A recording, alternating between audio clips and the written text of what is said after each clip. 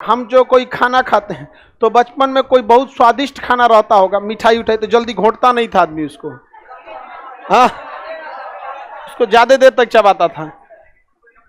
समझ में आ गया? कोनो दवाई रहता था हड़ाक दे घोट जाता था। और उस समय तो हम ही बताइए, जीभ पर टेस्ट का प्रभाव कब तक रहता है? वो हम जब तक चाहें तब तक। कभी कभी आदमी तीता खाना खा लेता है, नागिन डांस करने लगता है, नहीं समझे? माता ऐसा लहरा देता है एकदम कोनवा में जाके, एकदम नागिन डांस ऐसे करेगा। तो जीभ पर प्रभाव कब तक रहता है? वो हमारी इच्छा में रहता है, जब तक चाहे नहीं 10 मिनट बाद वो खत्म हो जाता है। अभी थोड़ी हो जाएगा कि आप रसगुल्ला मुंह में रख ले रही है सुबह शाम को, कौन सी खा सड़ जाएगा मुंह में 2 दिन तक मुंह में रखिएगा, मुंह में सड़ जाएगा, और 1 हफ्ता रखिएगा मुंह में कीड़ा पड़ जाएगा।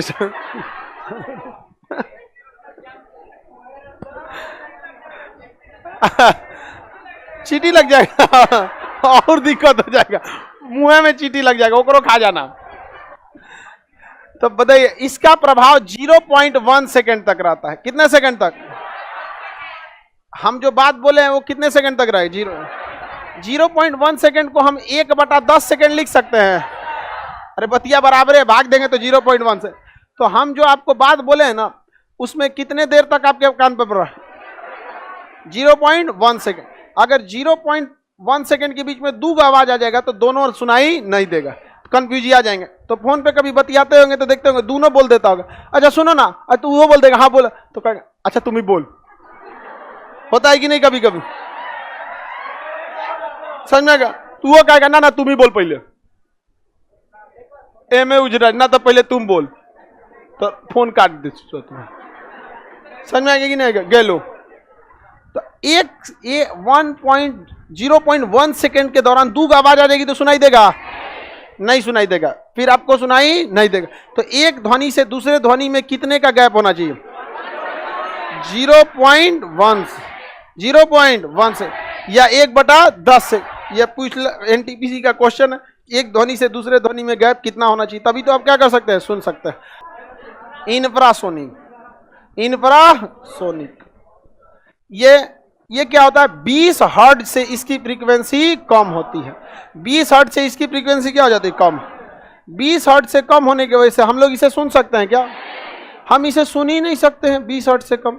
समझ में कि नहीं? इतना धीमा रहता है, नहीं सुन पाते हैं। जैसे कोई आपके बगल से नीचे से कोई छोटा मोटा चूहा जाएगा तो वो हिला उला के जाएगा, कुछ उसकी जो ध्वनि उत्पन्न होगी इतनी कम फ्रीक्वेंसी होती है आपको पता ही नहीं चलता। समझ में गया? लेकिन कुत्ता बिल्ली ये सब बैठल रहेगा, अचानक देखने लगता है कौन चूहा रे, देखते हैं तो तुरंत जाग जाता है।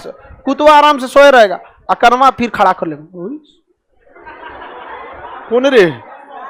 समझ में गया? क्या जानवर वानवर को देखिए, खाना खा रहेगा छोड़ देगा, ये सब ज्यादा सर कुत्ता बिल्ली में ज्यादा देखा जाता है।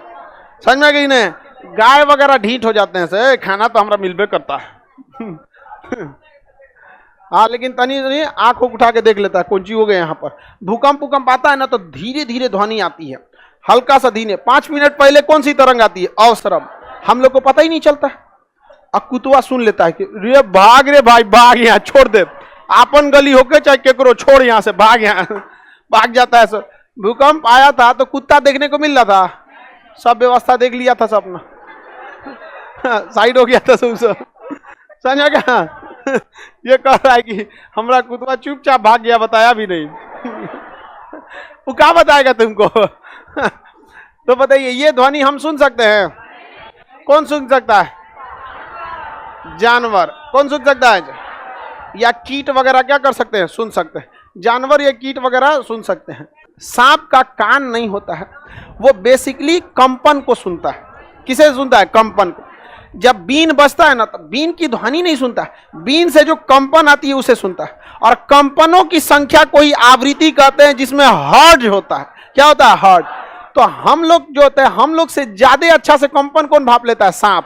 कुत्ता भी भागता है, बिल्ली भी भागती है, सांप भी भागता है। लेकिन सांप एक्चुअली वो आवाज की इंटेंसिटी नहीं सुनता है, कंपन सुनता है, इसलिए सांप भाग जाता है, साइड हो जाता है। उसको कहता है भूकंप से हमारा कौन दिक्कत है, और 2-4 को हमारा घर बन जाएगा, घर गिरेगा उसमें ही रहने चल जाएगा, नहीं चल जाएगा, उसको क्या दिक्कत होता है सांप को, उसका मुड़िए पे गिर जाएगा।